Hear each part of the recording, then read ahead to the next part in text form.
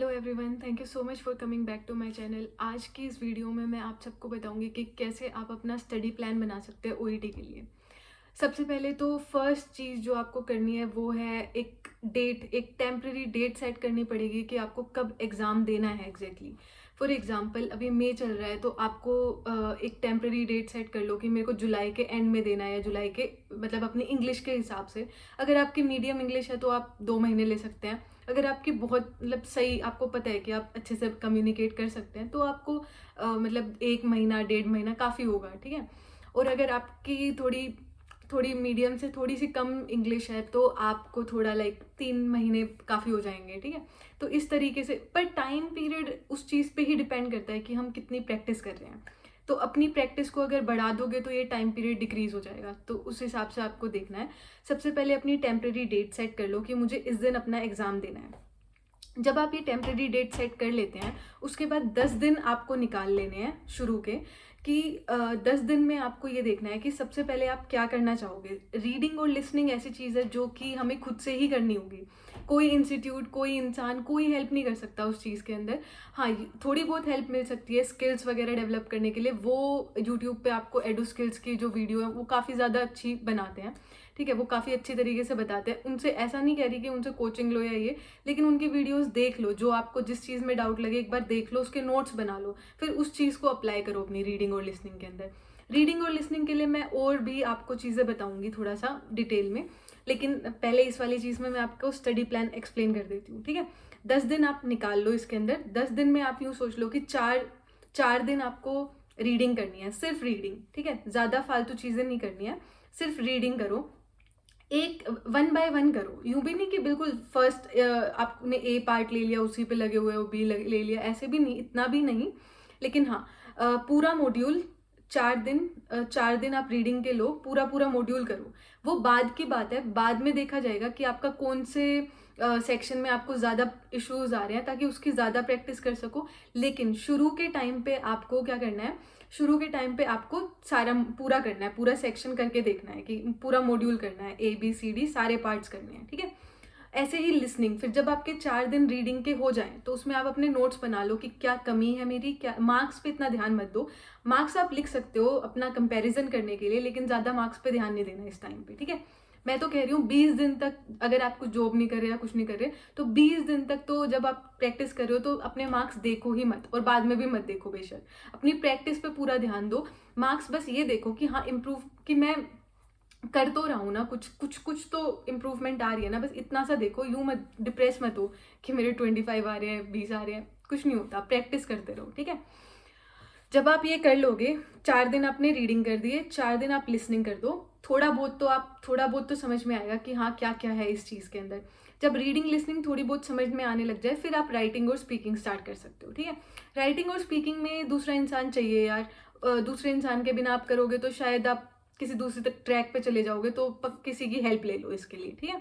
लेकिन reading listening खुद से करो, बैठ के अपना समझो कि आपने बचपन से किस तरीके से लर्निंग की है, उस हिसाब से आप इस चीज़ को भी लर्न करो, ठीक है। क्योंकि ये स्किल्स है ना, तो स्किल्स हमें खुद ही ठीक करनी पड़ेंगी। ओके, ये था हमारा रीडिंग लिसनिंग का। और अब राइटिंग और स्पीकिंग के लिए आप किसी की हेल्प ले सकते हो। अगर आप एक 10 दिन के लिए यूँ सेट करो कि मुझे दो रोज के 2 रीडिंग, दो लिसनिंग करनी है, ठीक है। 4 दिन आपने 2-2 करके कर लिया। 4 दिन आपने 2-2 रीडिंग करे हैं और 4 दिन आपने 2-2 लिसनिंग करे हैं, तो आपको थोड़ा आइडिया हो गया कि आप कितना क्या कर सकते हैं। फिर जब आपके 10 दिन हो जाएंगे तो उसके बाद आप अपना एग्ज़ाम परमानेंटली सोच लो कि हाँ मैं इस तारीख तक अपना एग्ज़ाम दे सकता हूँ या दे सकती हूँ।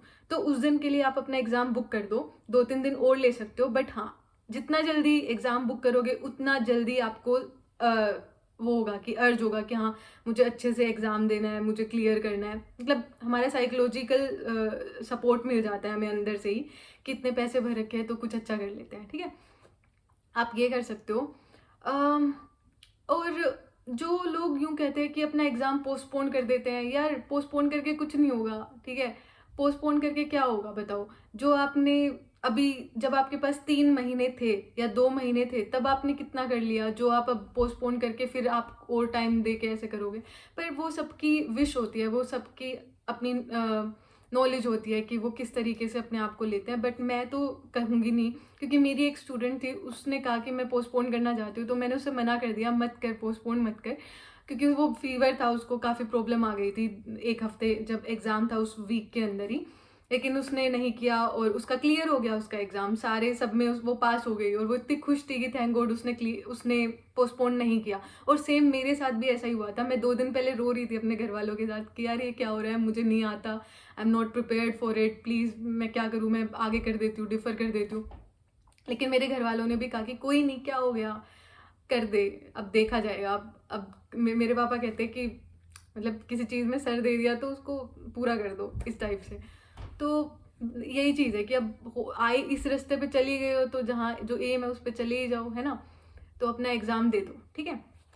फिर बाकी का जो टाइम है, अब 10 दिन कंप्लीट होने के बाद जो आपका टाइम पीरियड है, मान लो आपके पास 1.5 महीना है, तो आप रोज़ का 1 मॉड्यूल करोगे तो भी चलेगा, ठीक है। रोज़ का 1 मॉड्यूल करो, लेकिन जो आपका सेक्शन आपको लगे कि आपके बी सेक्शन में प्रॉब्लम आ रही है या सी में आ रही है, उसको ज़्यादा करो, उसको यूट्यूब से कर लो। यूट्यूब पे भी छोटे छोटे प्रैक्टिस सेशंस होते हैं, उन पे कर लो आप, ठीक है।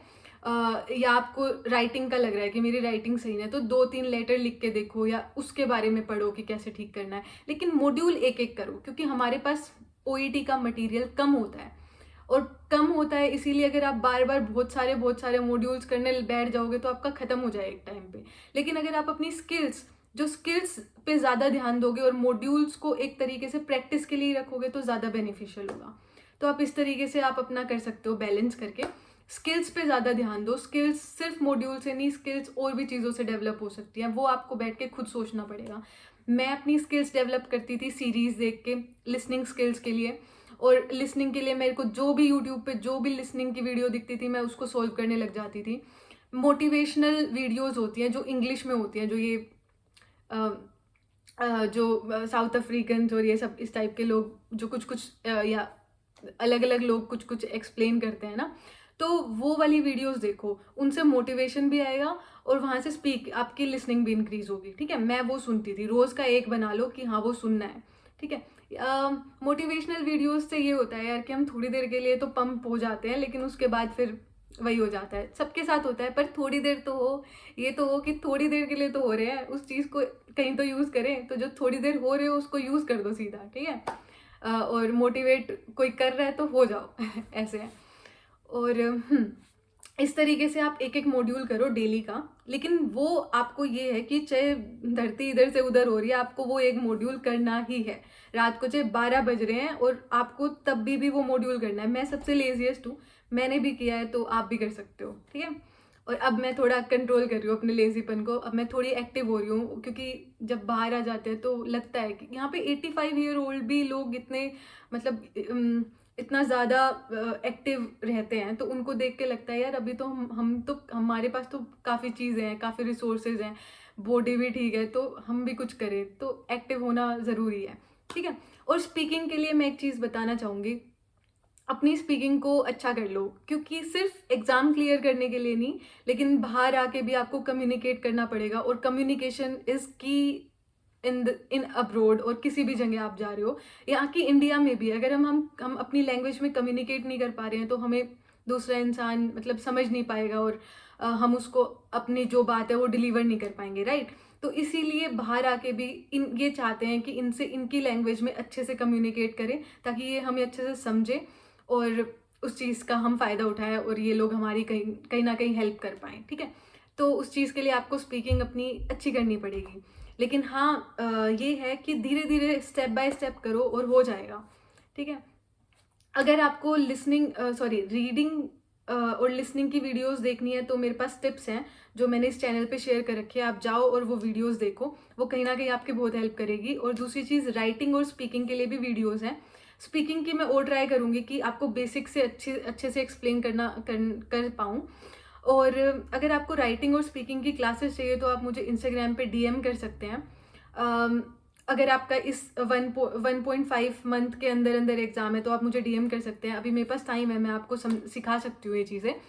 और कोई और क्वेश्चन हो या कुछ और हो तो आप मेरे को डीएम भी कर सकते हैं और यहाँ पे भी कमेंट कर सकते हैं। मैं ट्राई करूँगी कि आपको एक्सप्लेन कर दूँ। That's all